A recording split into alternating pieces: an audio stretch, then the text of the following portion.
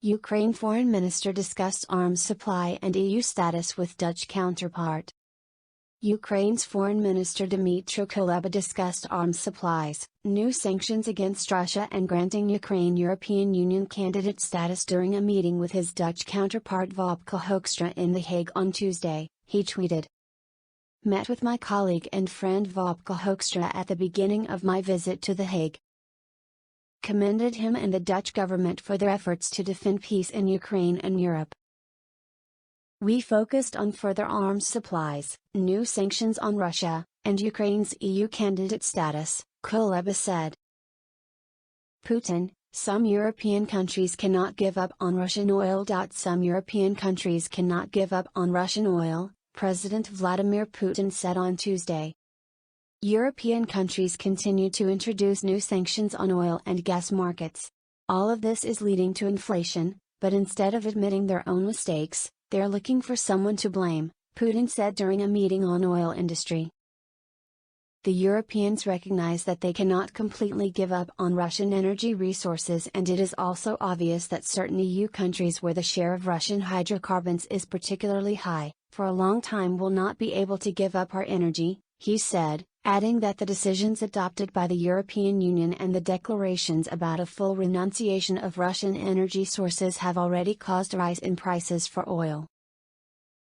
Evacuation of Mariupol defenders was only possible way to rescue them, Ukrainian official says.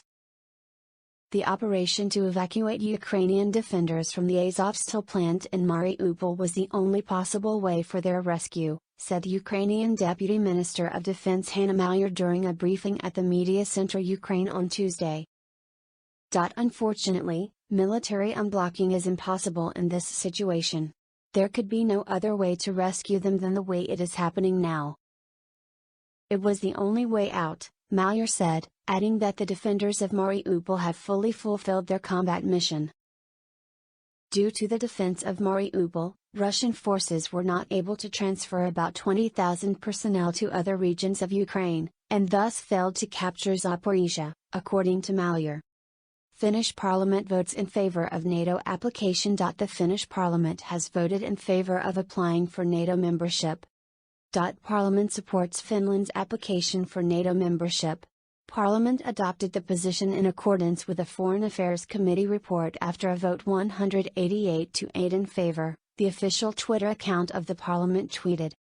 Ukraine expects prisoner exchange for wounded soldiers from Azovstal. Ukraine expects to carry out an exchange of Russian prisoners of war for the severely injured soldiers evacuated from the Azovstal steel plant in Mariupol late on Monday, Ukraine's deputy prime minister has said.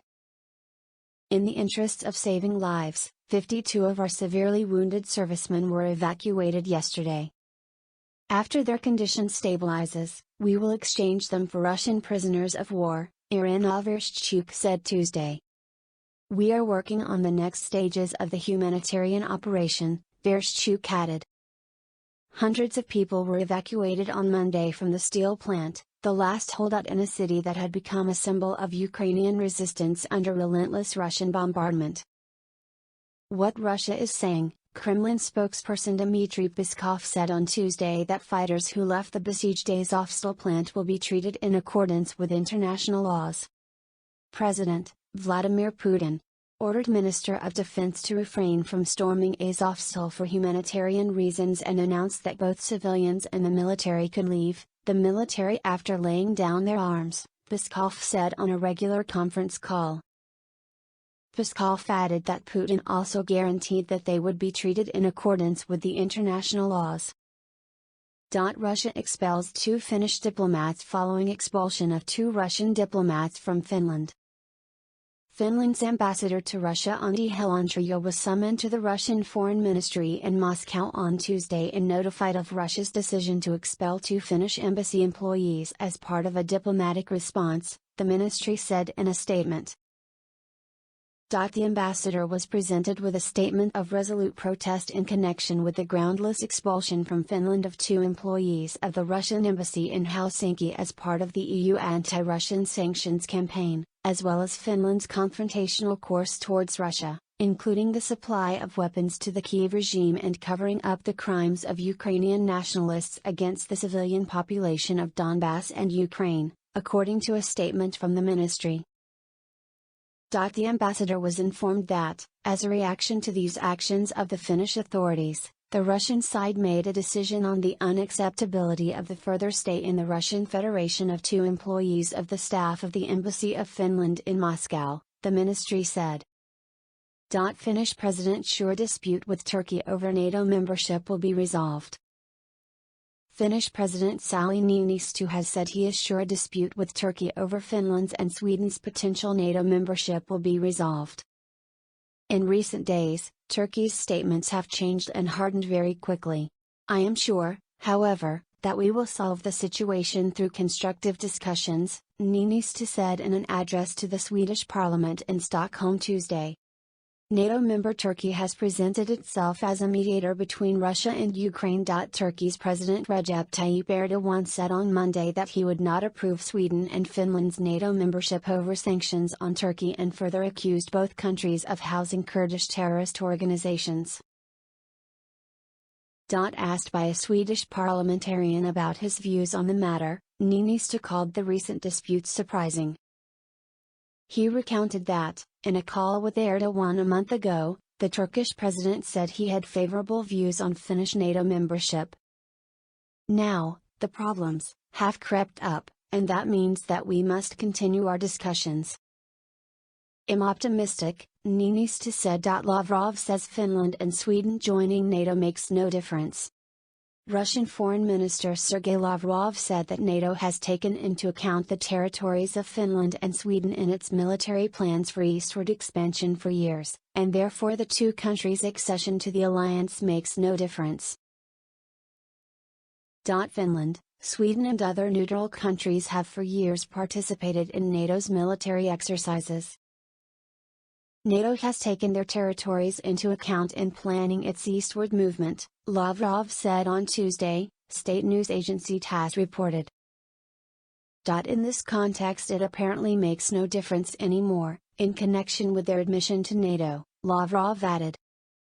Speaking at an educational conference organized by the Russian ZNI, Knowledge Society in Moscow, Lavrov said Russia doesn't see why Finland and Sweden should be worried about their security. For this reason we see their decision, which Washington and NATO surely lobbied for, as a geopolitical move in the context of Russia's containment and the implementation of NATO's plans to spread its activities to the Arctic region, he said. Incidentally, the Finnish president and the Finnish ambassadors everywhere have been saying that they see no threats from Russia. Admission to NATO stems from the changes in the security situation in Europe. But there is no logic here, he added. Russia will observe how NATO uses the territories of Finland and Sweden and make its conclusions, Lavrov said. Finland's government said on Sunday that it intends to join NATO, and on Tuesday Sweden's foreign minister signed an application declaring the country wants to join the military alliance. EU's chief diplomat Josep Borrell reiterated on Tuesday that the European Council strongly supports the application of both countries to join NATO. Any negotiations with Russia are suspended because of Moscow's mindset, Ukrainian official says. Negotiations with Russia on resolving the conflict have been suspended, an advisor to Ukrainian President Volodymyr Zelensky has said. It was because Russia is still in its stereotypical mindset, he said on Ukrainian television Tuesday, adding that Russia doesn't realize that the war is no longer going on according to the rules, their plans, and schedule. Since the 2 delegations met in Istanbul, there is no significant changes, no progress, he said. The resistance of Ukraine, the professional resistance just grows, that's why there's no way Russia achieves its goals. Podolyak also rejected any territorial concessions. The war will not end if we give some of our territories there. This is not acceptable for Ukraine, and it will not be accepted by Ukrainian society. Minsk II could be signed by another president. President Zelensky will not sign it. Because any Minsk II is a postponement of the war, even more destructive, for example, in a year or 2, he said. Minsk too would have accorded significant autonomy to the territory in the east that has been under the control of Russian-backed separatists since 2014. Meanwhile, Russian state news agency reported Tuesday that Deputy Foreign Minister Andrei Rudenko confirmed negotiations are not happening, but he reportedly said it's because Kyiv withdrew from the process. Kyiv did not provide a response to the draft treaty proposed by Russia, Rudenko added. The decision of the foreign ministers of the EU member states to allocate another €500 million, $527 million, to Ukraine from the European Peace Fund for weapon purchases is prolonging the conflict, according to Rudenko. Finnish gas firm Gasum says it won't pay for Russian gas in rubles. Finnish gas company Gasum says it will not pay for Russian gas in rubles or use Gazprom's proposed payment scheme for gas.